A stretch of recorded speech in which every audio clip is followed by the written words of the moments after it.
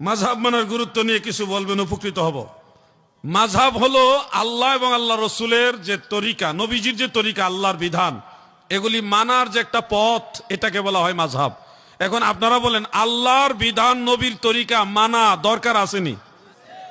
আওয়াজে বোঝা যায় দরকারই নাই। এই দরকার যেহেতু আছে, সেহেতু মাযহাবও মানতে হবে। কোরআন এবং হাদিস গবেষণা করে বড় বড় মুস্তাহিদরা নবীর তরিকাটা খুব সহজ করে আপনাকে দেখাইছে, যে এইভাবে নামাজ পড়বেন, এইভাবে রোজা রাখবেন, এইভাবে হজ করবেন, এইভাবে বিবাহ শাদী করাবেন, ইত্যাদি ইত্যাদি। এই যে সহজ করে দিছে আপনাকে, ওযুর ফরজ, গোসলের ফরজ, তায়াম্মুমের ফরজ, জানাজার ফরজ সহজ করে জানে লেছেন। কিন্তু আপনি দেখেন নামাজের 13টা ফরজের পিছনে কতগুলি দলিল আছে, 14টা ওয়াজিব প্রমাণ করতে গিয়ে অনেক দলিল লাগছে।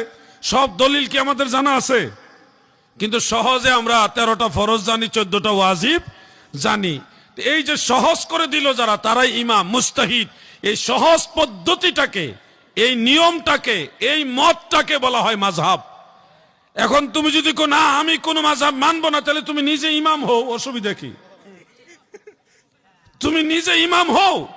ইমাম হইতে বেশি জানা লাগে না, কমপক্ষে 1 লাখ হাদিস সনদ সহকারে মুখস্থ জানা লাগে। এটা তো পারেনই আপনারা, তাই না? কি পারেন না? 1 লক্ষ হাদিস পারেন না আপনারা? তাইলে কেমন হইবে? তাহলে তো ইমাম মানতে হবে। আল্লাহ আমার ভাইদের বুঝার তৌফিক দেন, বলে না আমিন।